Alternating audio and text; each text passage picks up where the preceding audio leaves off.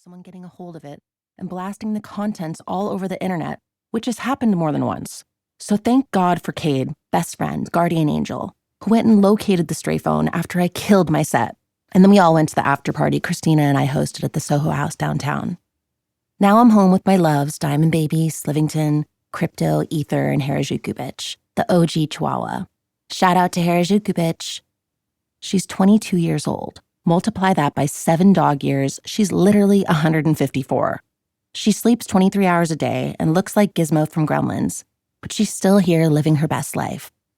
I know one night I'll come home to find she's fallen asleep forever. I'm so scared of that night, and I hate that random intrusive thought. Intrusive thoughts are my nemesis, cutting through my joy even when I've been part of an epic event with people who lift me higher than high, and my husband is up in bed waiting patiently for me to take my bath and do my skincare routine, which he knows I never shortcut. From the time my sister and I were little girls, our mom instilled in us the value of skincare. I always feel her with me in the soothing ritual. Skincare, if you're doing it right, means claiming a moment of tenderness in an abrasive world. You remove the mask, your brave face, your funny face, your enforcer face, your hard candy coating, and you see yourself cleansed and replenished. And it's like, okay, I'm good. You feel everything so keenly when you've washed your face, like a newborn feels that first sting of fresh air. Kim Kardashian and I were making frittata and French toast coated with frosted flakes for breakfast one morning, and she said, I don't know anyone who parties as hard as you do and looks as good as you do. Skincare. Seriously, if you take nothing else from my story, receive this. Skincare is sacred. Most women who did coke back in the 1990s look beat by the mid-aughts. That was a strong deterrent for me. I won't say I never tried it, but I wasn't about to sacrifice my complexion for it. Same with cigarettes. You may as well hit yourself in the face with a shovel. These days, my only bad habit is spray tanning. My sister Nikki can't stand it, but I'm kind of addicted.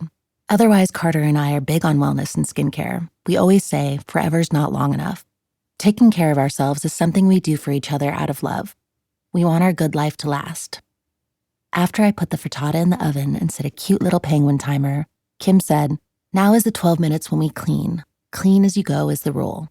My only rule is skincare. Sunscreen is my 11th commandment.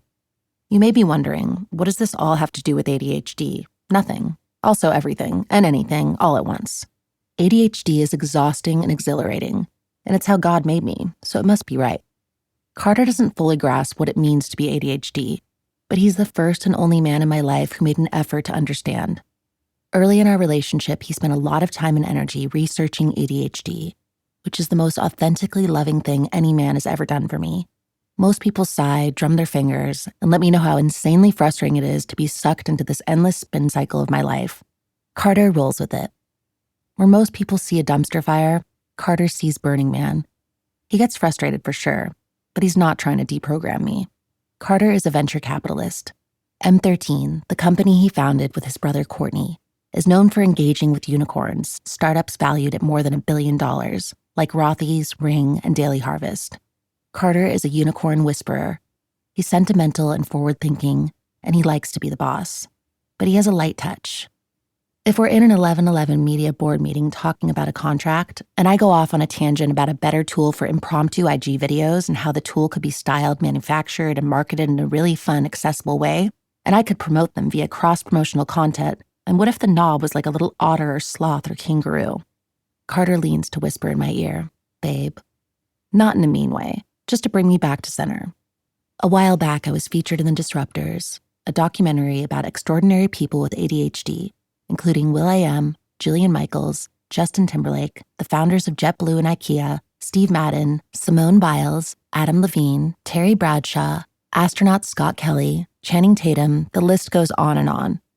The Disruptors also features Dr. Hollowell and other psychologists and neurologists who've advanced the science of ADHD. The message of the film really flies in the face of the misconceptions and stigma. The structure and function of the ADHD brain are a throwback to a time when you had to be a badass to survive, find food, and procreate. Visual cue. Raquel Welch is the iconic cavewoman queen in 1 million years BC. The frontal lobe, home of impulse control, concentration, and inhibition, is smaller because the primitive badass had to react on instinct without fear.